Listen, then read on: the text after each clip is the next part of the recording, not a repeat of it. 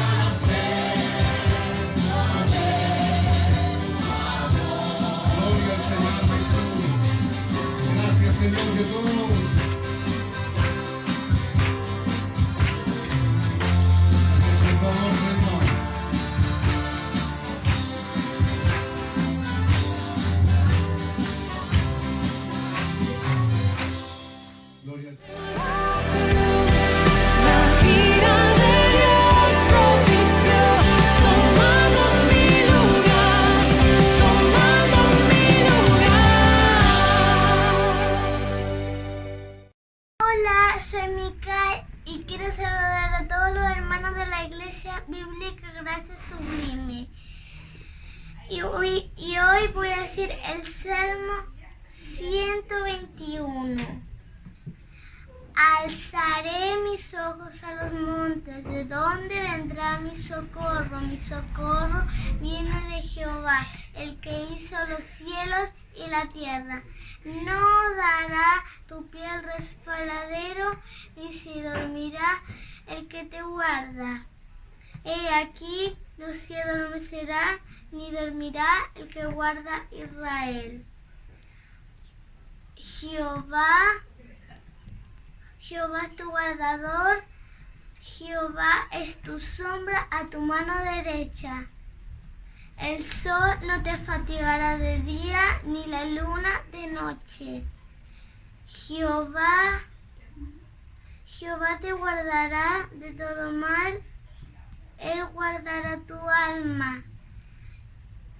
Jehová guardará tu salida y tu entrada, desde ahora y para siempre. Amén. Chao. La ira de Dios propició, tomando mi lugar, tomando mi lugar.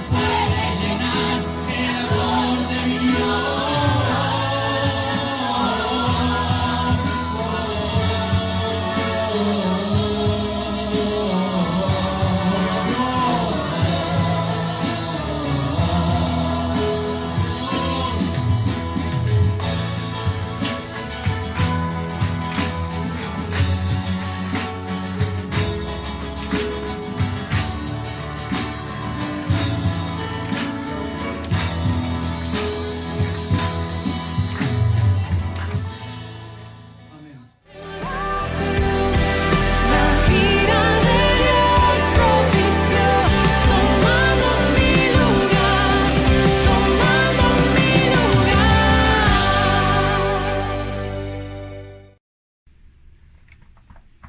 Bien, quiero saludar a todos los hermanos y hermanas que van a estar siendo parte de este video y por supuesto un saludo cariñoso a mi esposa, a mis hijas y también a todos los hermanos de nuestra Iglesia Bíblica Gracia Sublime también que siempre están ahí apoyándonos para poder también seguir predicando el Evangelio de nuestro Señor y Salvador Jesucristo. Quiero compartir hoy día con ustedes una vez más una de las 5 solas que hemos estado compartiendo. Ya compartimos solo gracia, solo escritura, solo a Dios la gloria, solo Cristo el domingo pasado. Y hoy vamos a compartir una de las solas que es solo gracia, ya para luego el domingo estar terminando el próximo domingo con solo fe.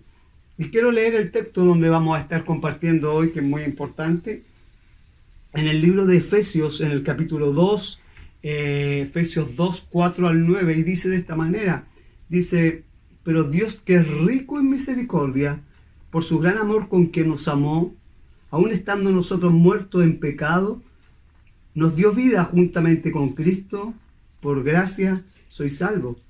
Y aun estando nosotros muertos en pecado, nos dio vida, como dije ya, juntamente con Cristo, por gracia sois salvos, y juntamente con Él nos resucitó, y asimismo nos hizo sentar en los lugares celestiales con Cristo Jesús, para mostrar en los siglos venideros la abundante riqueza de su gracia en su bondad para con nosotros en Cristo Jesús. Porque por gracia sois salvos por medio de la fe, y esto no es de vosotros, pues es don de Dios, no por obra para que nadie se gloríe.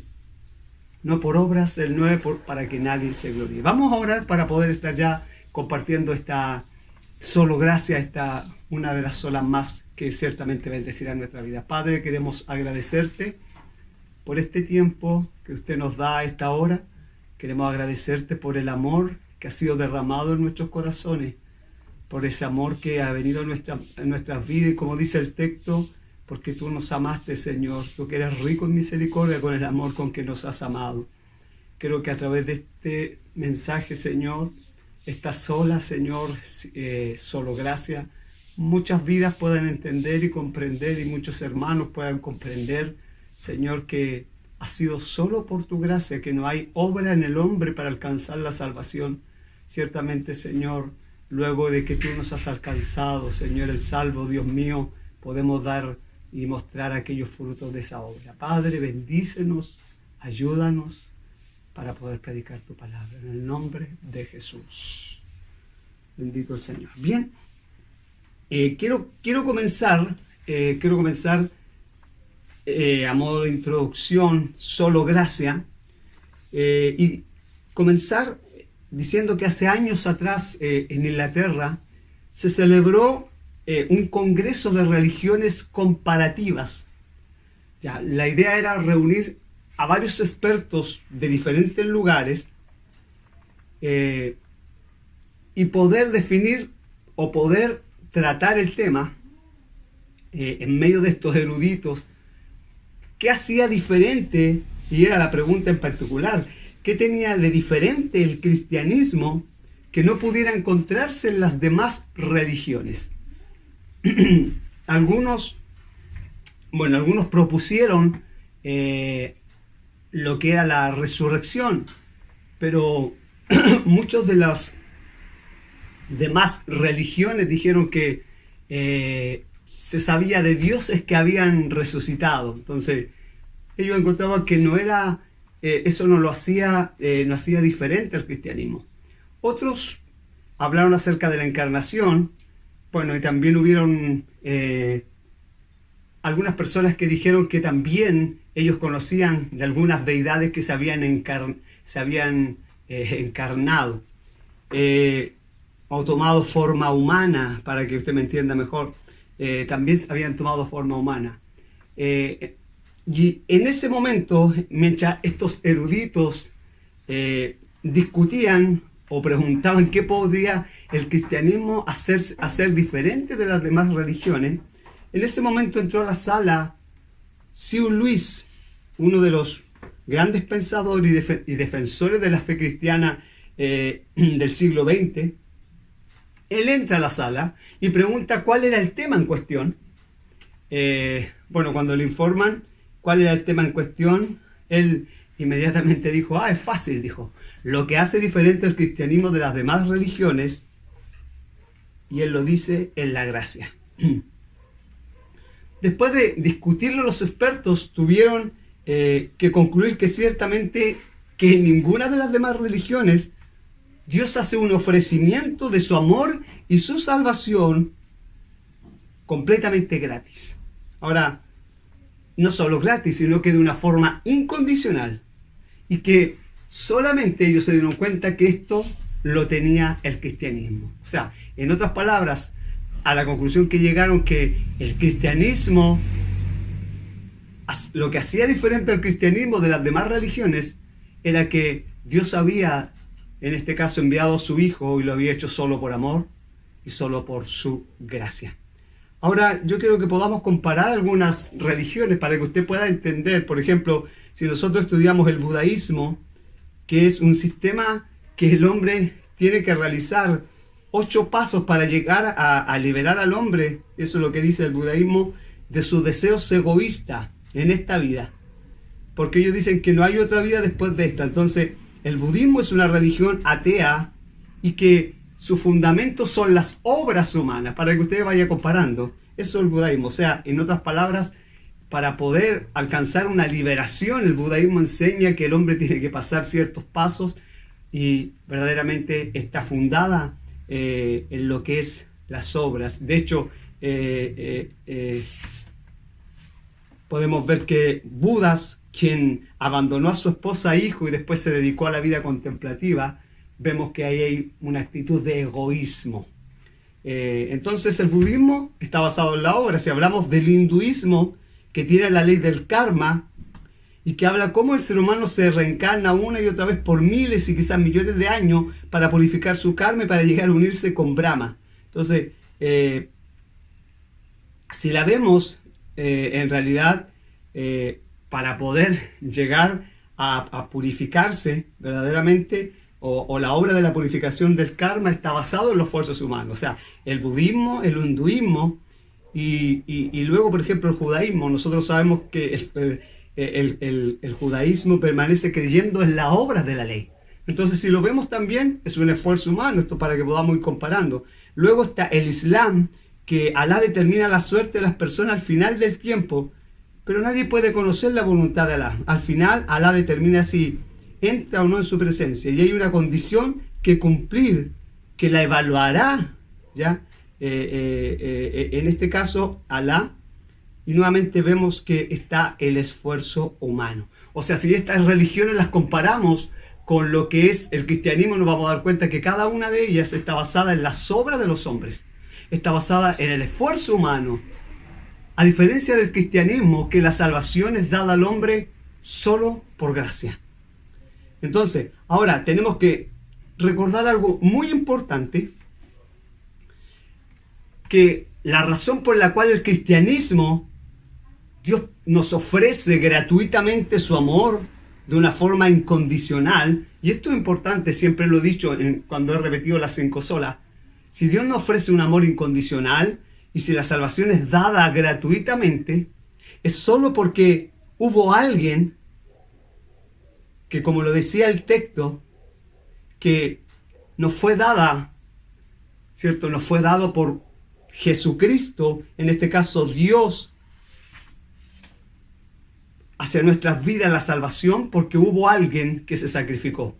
Y ese fue Jesucristo. O sea, la gracia de Dios se puede definir de esta manera, como la riqueza de Dios dada a nosotros a expensas de Cristo y a expensas del sacrificio que Cristo hizo en la cruz del Calvario. Y eso es lo que nos habla Efesios capítulo 2, cuando nosotros leemos, dice el 4, pero Dios, que es rico en misericordia por su gran amor con que nos amó, aún estando nosotros muertos en nuestros delitos y pecados, dice, aún estando muertos en vuestros delitos y pecados, nos dio vida juntamente con Cristo, y dice el texto, por gracia sois salvos, y juntamente con Él nos resucitó a sí mismo y nos hizo sentar en lugares celestiales con Cristo Jesús. O sea, si el cristianismo es diferente de las demás religiones, es solo que tiene esta condición de que la salvación es solo por gracia, es porque hubo alguien, y ese fue Jesucristo, que tomó forma humana,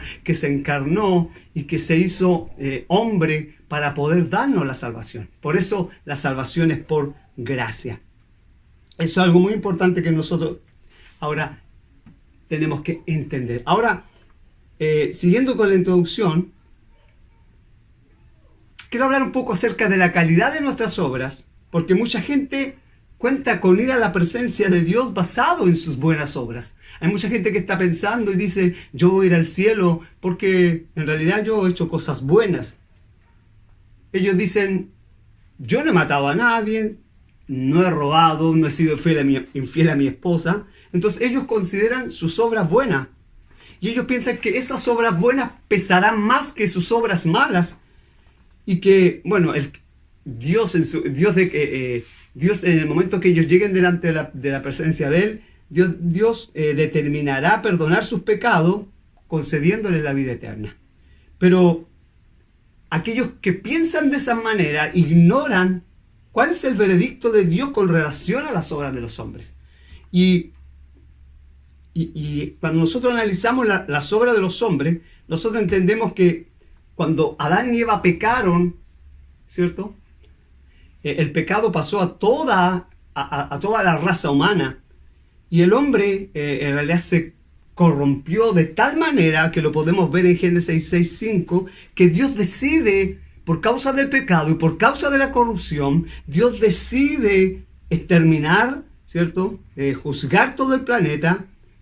Y lo podemos ver en Génesis 6:5, y dice que vio Jehová que la maldad de los hombres era mucha en la tierra, y que todo designio o pensamiento del corazón de ellos, y aquí lo dice, era de continuo al mal.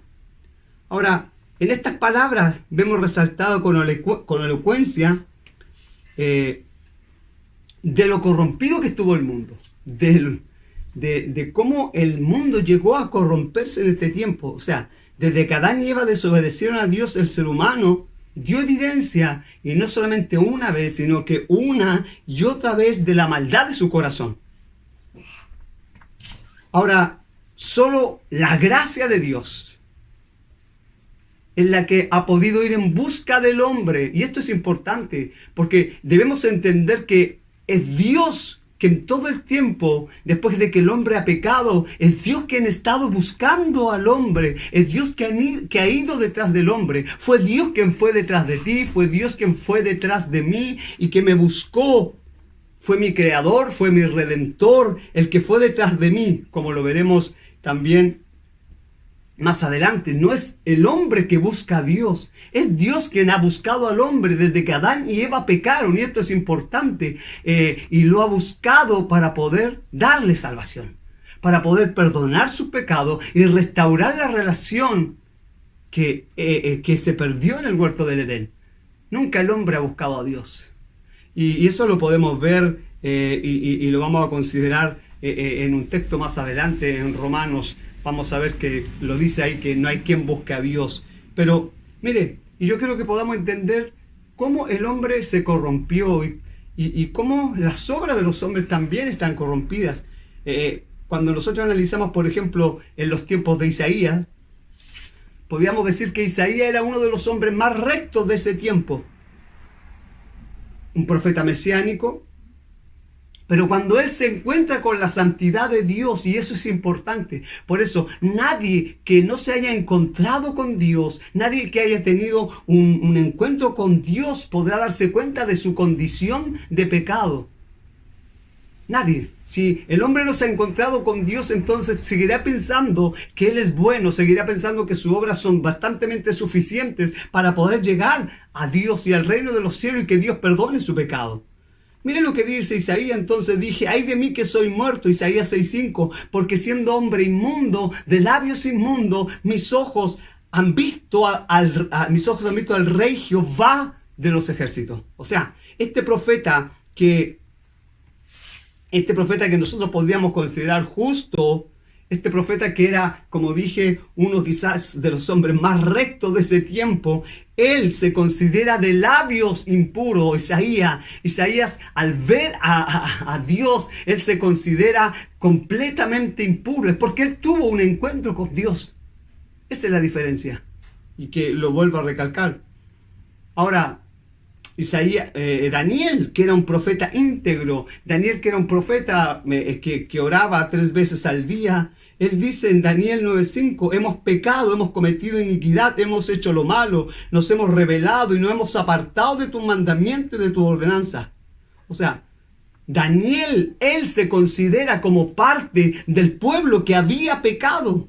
Job, un hombre intachable, de acuerdo al veredicto de Dios en Job 1, termina pecando contra Dios al cuestionar la bondad y la soberanía de Dios.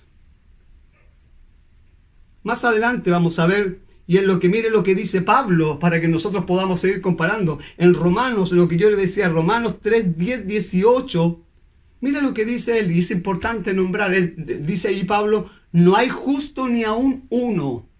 Y esto se está refiriendo, no crea que se está refiriendo al hombre sin Cristo, se está refiriendo al hombre en su condición de pecado. Cuando Adán y Eva cayeron, no había ninguno justo, ni aún uno. Y es importante aquí, él lo lleva a una persona, no hay ni uno justo, pero también Pablo luego dice, por cuanto todos pecaron.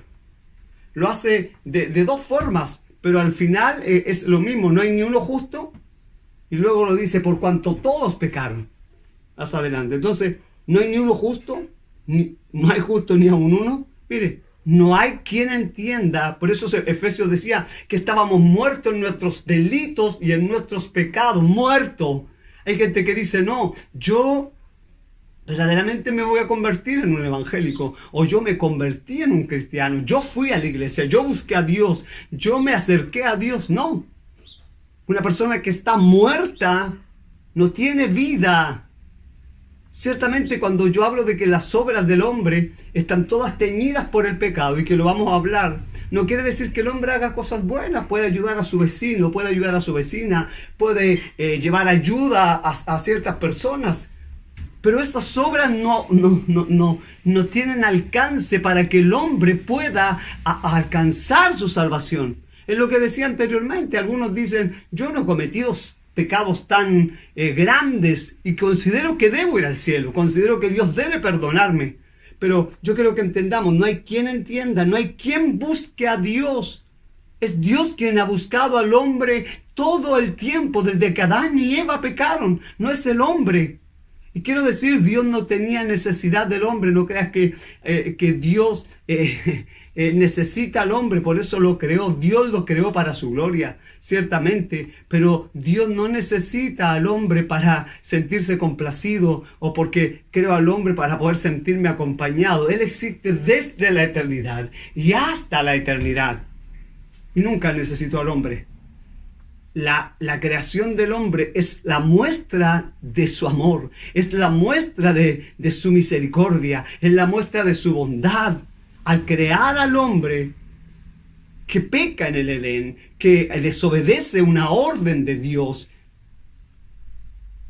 y luego Dios es el que busca al hombre y crea un plan de salvación para ir en busca de él y salvarlo. La Biblia dice que, y nos muestra ese pasaje de la parábola donde allí habla Jesús, la parábola de la moneda perdida, la oveja perdida y el hijo pródigo.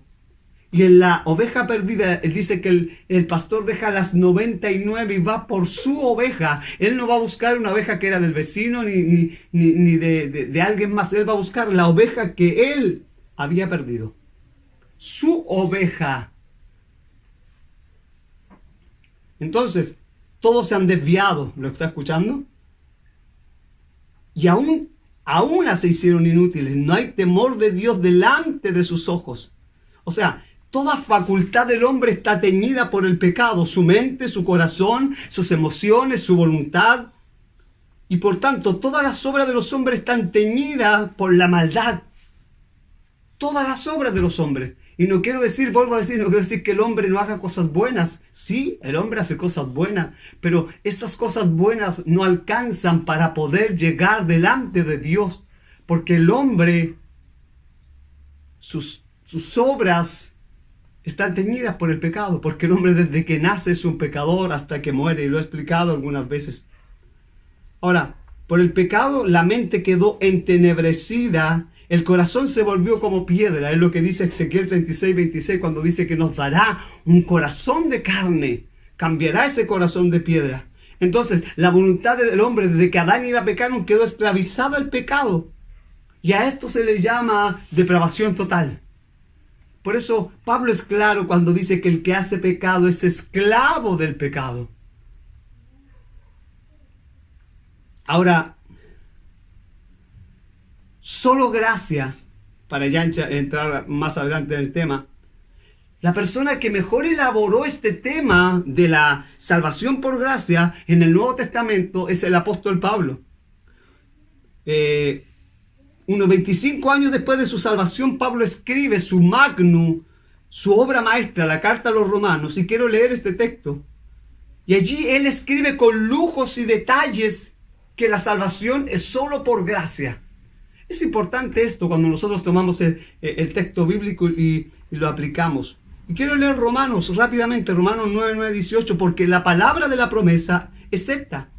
Por este tiempo vendré y Sara tendrá un hijo. Y no solo esto, sino que también Rebeca concibió de Isaac nuestro padre, pues no habían aún nacido, ni habían hecho, y esto es importante, aún ni bien ni mal. Aquí se está refiriendo acerca de los hijos de Isaac y Rebeca, está hablando de Jacob y Esaú. Aún no habían nacido, ni habían hecho aún ni bien ni mal, para que el propósito de Dios conforme a la elección, escúchalo bien, permaneciera. No por las obras, sino porque Él llama. Se le dijo, el mayor servirá al menor, como está escrito, a Jacob amé, mas a Esaú aborrecí. O sea, Dios hace esta elección de su gracia antes que Jacob y antes que Esaú nacieran.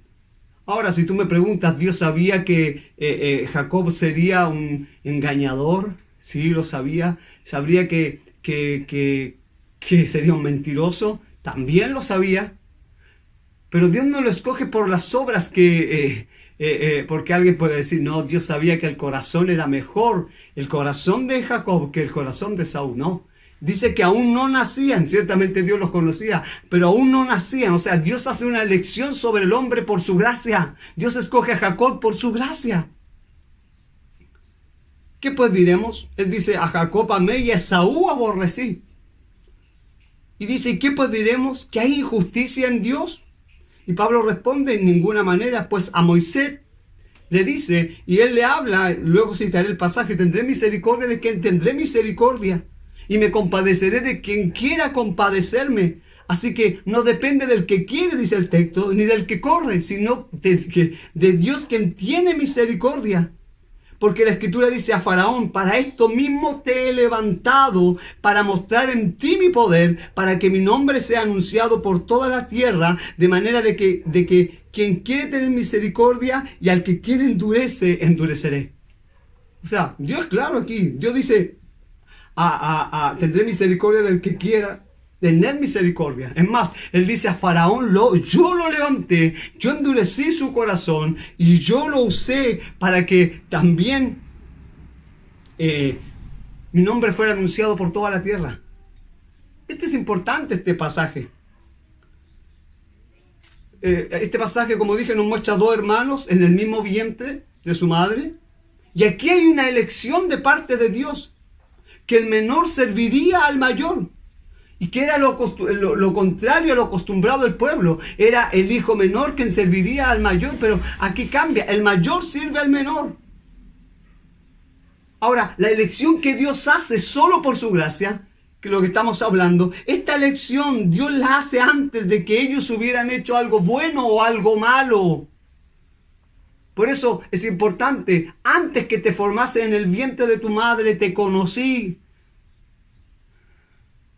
y te di por profeta a las naciones. Son las palabras de Dios hacia un profeta.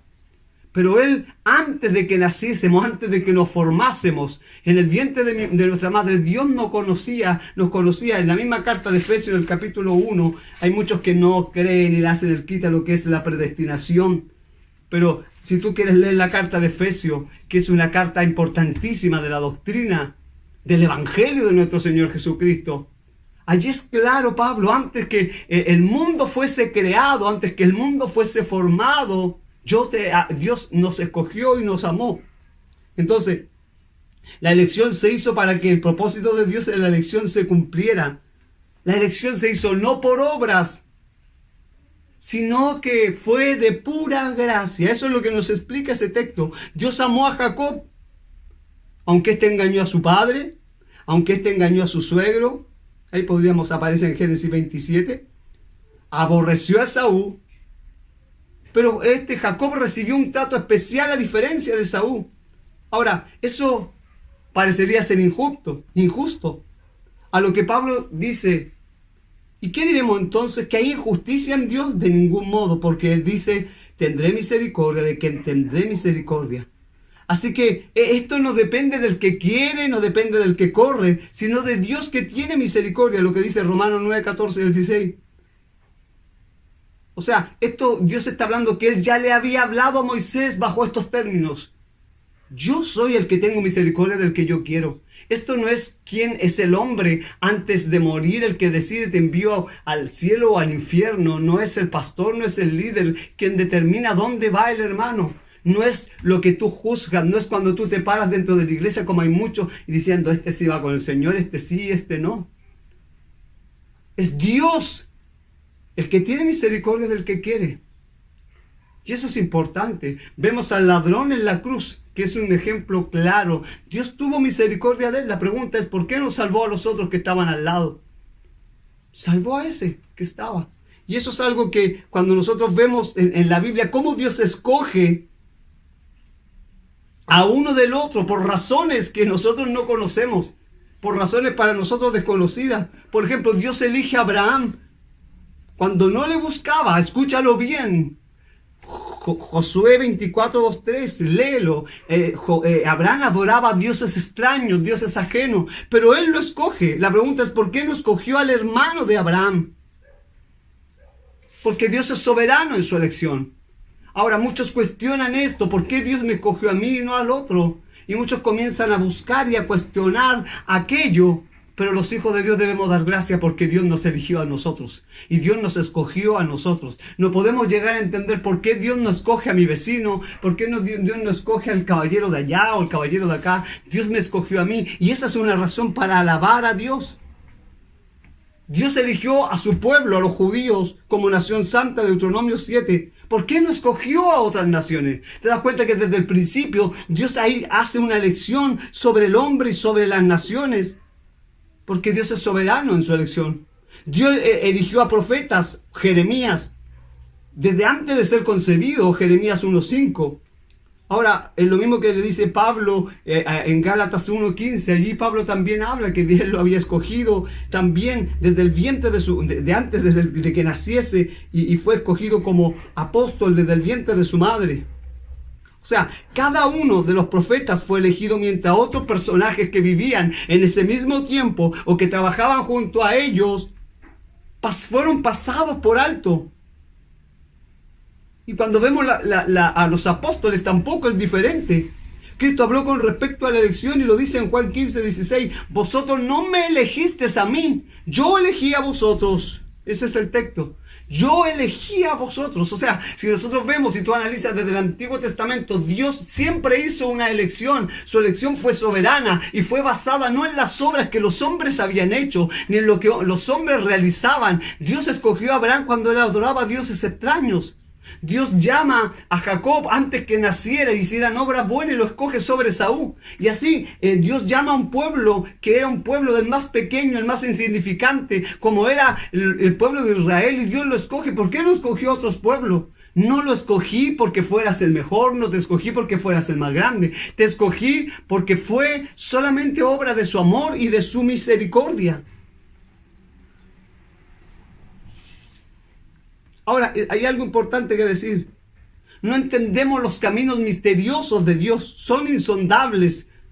Ahora, pero por aquello no podemos dejar de enseñar, porque hay cosas que no logramos entender. No podemos dejar de enseñar lo que en la Biblia es claro en su palabra. Los textos que te he elegido y muchos textos que podríamos tomar nos hablan claramente. Ahora, lo que permanece oculto, como lo dice un texto, es bajo el secreto de Dios, Deuteronomio 29:29. Hay cosas que no podemos entender, pero lo que ha sido revelado, tenemos que pasarlo a la próxima generación. Lo secreto pertenece a Dios y lo revelado a nosotros. Y lo que nos ha sido revelado, tenemos que seguirlo predicando y pasándolo a otras generaciones. Entonces, por gracia habéis sido salvos. Espero que este punto podamos entenderlo. Dios siempre ha hecho una elección. No nos maravillemos hoy, ni nos asombremos. Hay mucha gente que cuando hablamos de que Dios nos escogió, que Dios nos eligió, comienzan a hacerse miles de preguntas. Pero un verdadero cristiano y salvado agradecerá porque Dios lo ha llamado. No podemos cuestionar a Dios, solo podemos alabar porque Él me escogió a mí. Debemos entender que nosotros nacemos bajo condenación y que Cristo haya ido en busca de nosotros es algo glorioso. Ahora, la razón de nuestra salvación, y de acuerdo a Efesios 2, ¿por qué Dios nos salvó? ¿Por qué Dios? ¿Qué vio en mí? Pero Efesios es claro, Él nos salvó solamente y exclusivamente por su benevolencia. Y es lo que dice el texto de Efesios 2 que citamos. Habla de la riqueza de la misericordia de Dios, eso dice el texto, el amor incondicional de ese mismo Dios, su gracia infinita. Todo esto lo motivó a Dios a poder darnos salvación cuando estábamos muertos en nuestros delitos y pecados. Y es lo que expresa el texto de Efesios que hemos hablado. Pero Dios, que es rico en misericordia, por la causa del gran amor con que nos amó, aún estando muertos en nuestros delitos y pecados, nos dio vida juntamente con Cristo. Y dice el texto, por gracia soy salvo. Ahora, hay tres palabras claves de las cuales no habla la Biblia. Primero, la misericordia, el amor y la gracia. Ahora, es muy difícil definir estas palabras. De igual modo, podríamos decir que estas tres palabras están íntimamente relacionadas, en especial en cuanto a nuestra salvación se refiere. Algunos han definido la gracia como recibir aquello de lo cual no merezco. Y la misericordia es no recibir lo que sí merezco. No sé si se entiende. La gracia es recibir algo que no merezco. No merezco el cielo, pero la gracia de Dios me da entrada a su presencia. Y la misericordia es definida de forma práctica por no recibir lo que merezco. Merezco el infierno, pero Dios no me da el infierno, sino que Dios me da la salvación. Ahora, todas las criaturas han sido receptoras de la gracia desde el mismo momento de su creación.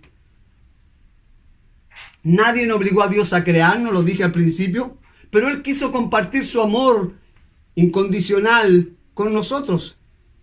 Ahora, mira, hay algo importante. Los ángeles de Dios no han sido receptores de la gracia de Dios porque ellos no han pecado.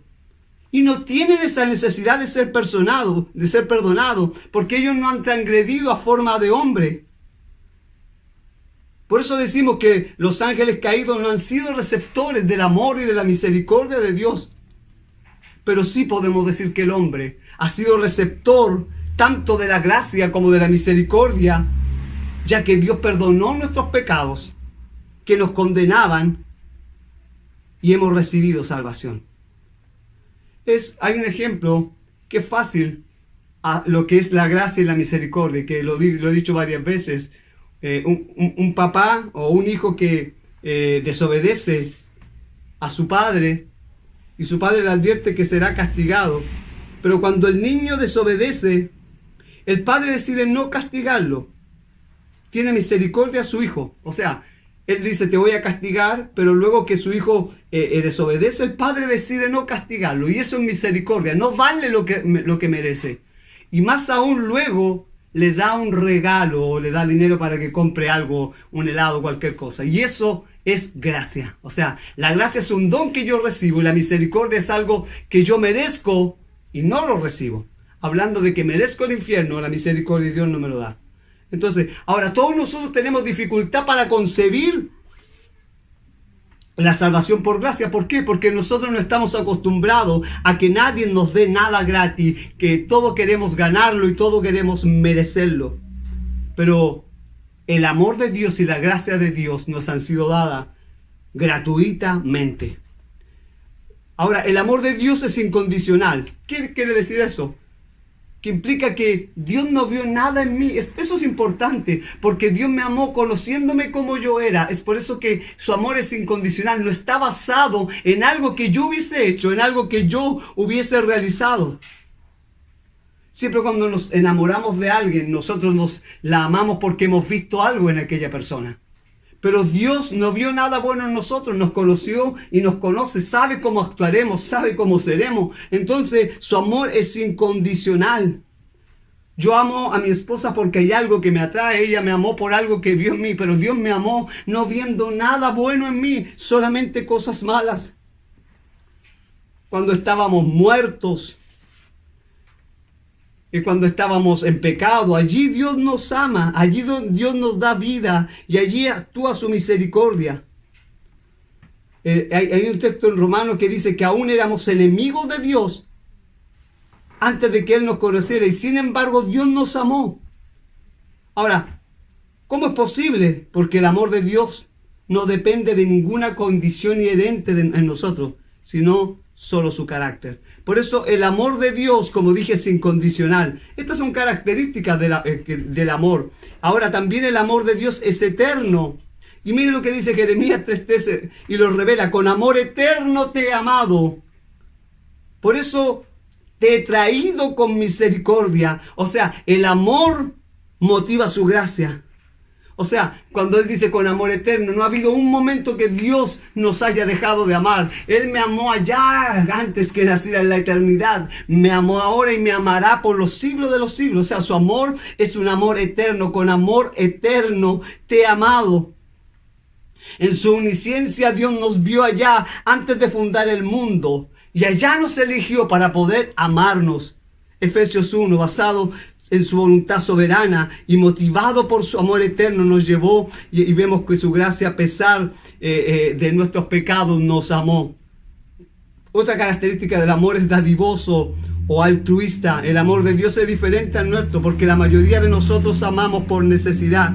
Te amo porque te necesito, pero te amo porque no puedo vivir sin ti. Te amo porque tú me haces sentir bien. Te amo porque sin ti me siento solo. Esas frases expresan un amor egoísta del ser humano. Amamos porque necesitamos a otra persona, pero el amor de Dios es muy distinto. Dios me ama sin necesitarme. Dios me ama sin precisar mi compañía, porque Dios nos ama. Dios no ama por necesidad.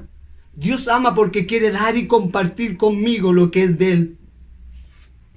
Lo que Él tiene y lo que yo no tengo. El amor humano piensa en lo que otro me puede dar, pero el amor de Dios piensa en lo que su amor puede dar. Por eso Juan 3:16 dice, de tal manera amó Dios al mundo que dio a su Hijo unigénito, para que todo aquel que en él crea no se pierda, mas tenga la vida eterna. El amor de Dios es incomprensible. ¿Por qué? Porque no puedo entender cómo Dios me ama conociéndome tal como yo soy. Cuando uno ama a alguien, verdaderamente no lo conoce por completo, pero luego comienza a conocerlo y muchos de ellos se decepcionan y dejan de amarlo. Pero el amor de Dios es incomprensible porque Él conoce mi vida. Dios me amó antes que comenzara yo a vivir, me ama ahora que vivo y me amará hasta que parta, hasta que llegue a su presencia. Entonces el amor de Dios es incomprensible. Hebreo 12 nos habla que la disciplina de Dios es evidencia de que soy su hijo, porque Dios disciplina a todo que ama. Por último, quiero terminar diciendo acerca de las características de la gracia de Dios. Y quiero mencionar la gracia de Dios, primero, que es inmerecida, para que pueda entenderla. Si hay alguien que gana, por ejemplo, decir así, o alguien hace un trato para un trabajo por 200,000 pesos y al llegar al fin de mes la persona viene y le cancela 250,000 pesos. Los 200,000 pesos que él recibe es por justicia, porque ese era el trato, pero esos 50,000 que aquel dueño o aquella persona que lo contrató decide darle son solamente por su gracia. Y no por justicia, por gracia, esos 50,000 que recibe. Este ejemplo nos ayuda a entender lo que es la gracia y lo que es la justicia. La salvación es por gracia. Entonces la gracia de Dios es inmerecida. Yo recibo, o esa persona recibió esos 50,000 pesos solo por gracia. Ahora, para terminar está lo que es la gracia común y la gracia especial. Y con esto voy a terminar. La gracia común es la que reciben todos los seres humanos. De hecho, el texto de Mateos dice Mateo 5:45 que el sol sale para justos y pecadores. ¿Qué quiere decir? Que esta es la gracia común, la reciben todo ser humano. O sea, no importa que alguien sea ateo o no lo sea, Dios no se preocupa de hacerle llover a este un poco, a este otro, o separa la lluvia y aquí no llueve. No, el sol es lo mismo, sale para justos y pecadores. Y eso habla de una gracia común que recibe todo el ser humano. O sea, esa gracia podríamos decir que es una gracia general. Pero hay una gracia especial que Dios le ha dado al ser humano. Y quiero leer este pasaje que aparece en Lucas 4:25-27. Y en verdad os digo que muchas viudas habían en Israel en los días de Elías, cuando el cielo fue cerrado por 3 años y 6 meses. Hubo una gran hambre en toda la tierra, pero ninguna de ellos fue enviado a Elías, sino a la mujer viuda en Sarepta de Sidón. Muchos leprosos habían en aquel tiempo de los profetas Eliseo, pero ninguno de ellos fue limpiado, sino Naamán el sirio. O sea, Dios decide enviar a Elías no a una viuda del pueblo judío, sino a una viuda que no era de Israel para sustentarla. Ahora este pasaje agrega lo mismo, que Dios envía o va a sanar a un leproso que no era parte del pueblo, sino que pertenecía a los asirios. Y esto muestra la gracia especial de Dios. Dios decide ir y sanar a los gentiles, no a los judíos. Y eso nos habla un poco de lo que es la gracia especial de Dios. Ahora, la gracia soberana de Dios ya la expliqué. Es que Dios tiene misericordia de quien quiere tener misericordia. O sea, Dios escoge, Dios elige, como lo explicaba al principio. Éxodo 33:19 habla de ese pasaje, que Él tendrá misericordia de quien tendrá. Ahora, sin embargo, la gracia soberana, cuando Dios escoge a alguien, esto irrita al ser humano. Irrita a muchas personas, le molesta a muchas personas que Dios, como le ocurrió en ese pasaje y como le ocurre a los fariseos. Y mira lo que dice el pasaje para finalizar. O sea, cuando Dios y los fariseos oyeron que Dios había sanado a uno que no era parte de su pueblo leproso, a una viuda sustentada que no era parte de su pueblo. Mira lo que dice Lucas 24:28, por esta gracia soberana de Dios. Y al oír estas cosas, todos en la sinagoga se llenaron de ira Y levantándose le echaron fuera de la ciudad y le llevaron hasta la cumbre del monte, el cual estaba edificada la ciudad de ellos, para despeñarle. O sea, cuando ellos escuchan la gracia soberana de Dios, crujen sus dientes, se airan, porque no pueden entender que Dios ame a uno y no ame a otro. Y eso pasa con la gracia soberana de Dios. Y muchos se irritan, muchos se molestan, muchos se enojan, pero ¿por qué? Porque el ser humano es orgulloso y no tolera que la gracia de Dios sea soberana. Es por eso que podemos entender que muchos cuestionen a Dios y hay algunos que quieren encubrir a Dios y no mostrar esta verdad. Pero esta es la verdad. Dios escoge a alguien y no escoge a otro, y eso no lo podemos entender porque lo revelado ha sido para nosotros, pero lo secreto es de Dios. Por eso quiero decirte que si Dios te ha amado a ti, ha sido por su gracia soberana. No cuestiones por qué, aleluya, Dios te amó a ti y no amó a otro. Así como estos fariseos, los que estaban en la sinagoga, crujieron sus dientes porque su gracia soberana, Dios escogió sanar a este y no al que era el pueblo de Dios, y lo hace con los gentiles. Dios salva a quien quiere salvar. Dios perdona a quien quiere perdonar. Y Él lo que ha hecho no lo ha hecho por tus obras. Si tú hiciste algo bueno, no creas que tenías cualidades para que Dios te salvara. No, Dios lo hizo por amor y por su gracia. Las obras que el hombre ha hecho, aleluya, no tienen ninguna importancia referente a la salvación. Por último, quiero leer estas palabras. Dios escoge a unos, pero a otros no. Pero nosotros los hijos de Dios solo tenemos que agradecer si hemos sido escogidos por Dios. Ahora, si hemos entendido que fuimos salvos únicamente por su gracia, si has logrado comprender esto, ahora yo te hago un llamado. Y el llamado es vivir conforme a lo que hemos recibido, en santidad y en temor de Dios. Vivamos en gratitud, para que, como dijo Santiago, mis obras muestren mi fe. O como él lo dijo, muéstrame tu fe por tus obras. O sea, si tú verdaderamente has sido alcanzado por Dios, tú darás fruto de salvado. Si tú has sido salvo por Dios, tú vivirás para Dios, amarás a Dios. Y eso no significa que no tendrás debilidades o no te sentirás muchas veces sin fuerza. Pero tu vida demostrará que eres salvo. Porque muchos dicen soy salvo y han tomado esto como motivo para pecar, como lo dice Pablo a los romanos, para vivir una vida totalmente liberal y hacer lo que le dé la gana. Total, ya ha sido salvo. No, mi hermano, no, mi amigo. La salvación por gracia, cuando el hombre es salvo, el hombre vive para Cristo, bajo su ley, bajo su palabra, vive en santidad. No vive una vida de libertinaje. Si tú dices ser salvo y tu vida no ha cambiado, tu vida no ha sido transformada, entonces verdaderamente no has sido alcanzado por Dios. Si yo te dijera, para terminar, que hoy día, mientras iba por la calle, y lo he dicho otras veces, un camión pasó sobre mí y aquí estoy, ¿me creerías? Ciertamente no, porque no estaría aquí si un camión pasaría por encima mía. Es lo mismo. Cuando el hombre se encuentra con Cristo, su vida cambia y es transformada. La salvación no ha sido dada por gracia, pero ese hombre luego comienza a vivir para Dios. No es como muchos piensan. Algunos dicen, no, ahora hago lo que quiero, hago lo que me dé la gana porque soy salvo. No, si tú haces lo que quieres y lo que te da la gana, entonces tú no has sido salvo. Y aquellos cristianos que creen, sí, yo he sido salvo por gracia, pero también agregan sus tradiciones, agregan sus estatutos, como lo hacía la Iglesia Católica Romana, entonces tampoco has entendido. La salvación te ha sido dada solo por gracia. Si tú hoy eres un cristiano y vives y caminas en santidad, ninguna de esas obras te está sirviendo para ser salvo. Tú no haces ni oras, ni cantas, ni vas al culto, ni vas a la iglesia para ser salvo. Tú ya eres salvo. Tu vida está dando obras como salvado. Por eso, si hemos entendido y somos salvos, viviremos para Dios. Y quiero que puedas entender solo por gracia. Quiero invitarte a orar en esta hora. Padre, queremos agradecerte por permitirnos este tiempo, este momento para poder compartir tu palabra. Te damos gracias por lo que tú has hecho, porque nos escogiste, porque obraste en nuestras vidas, Señor. Fuiste en busca de mía, fuiste en busca, Señor, de tus hijos, como oveja perdida y nos trajiste al redil.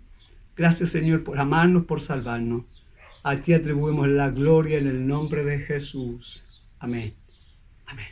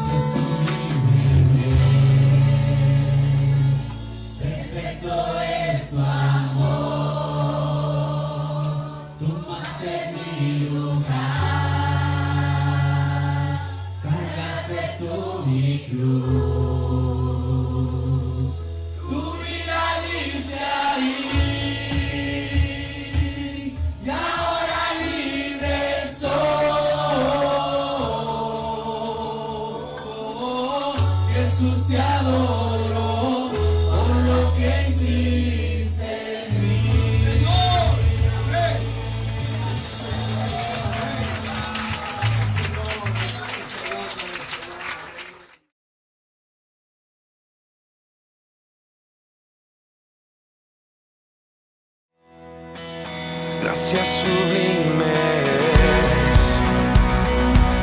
perfecto es su amor. Gracias por ser parte de nuestro culto dominical online. Esperamos que la palabra de Dios haya sido de mucha edificación para su vida. Nos reencontraremos el próximo domingo para que a la distancia nos unamos y sigamos creciendo en gracia y sabiduría de Dios. Recuerda, somos iglesia. Gracias sublimes, perfecto es tu amor.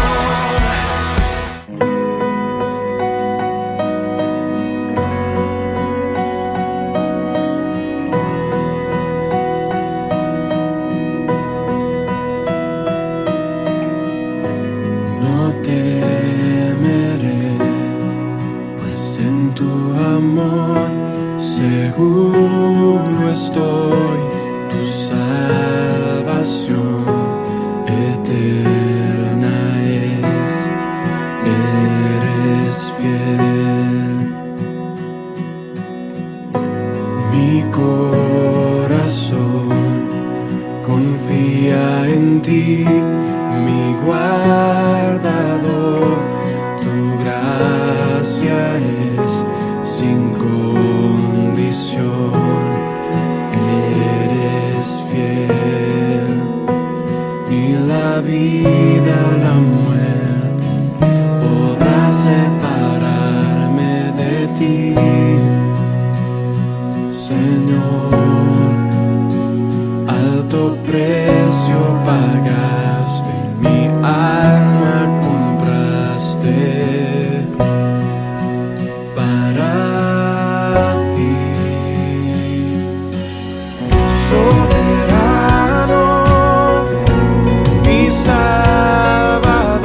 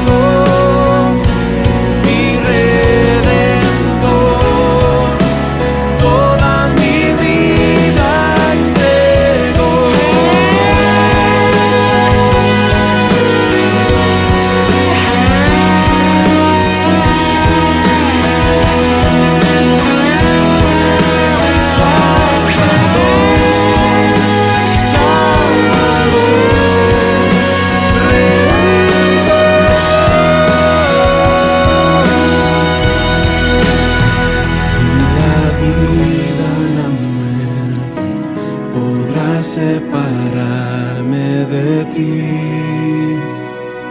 Señor, alto precio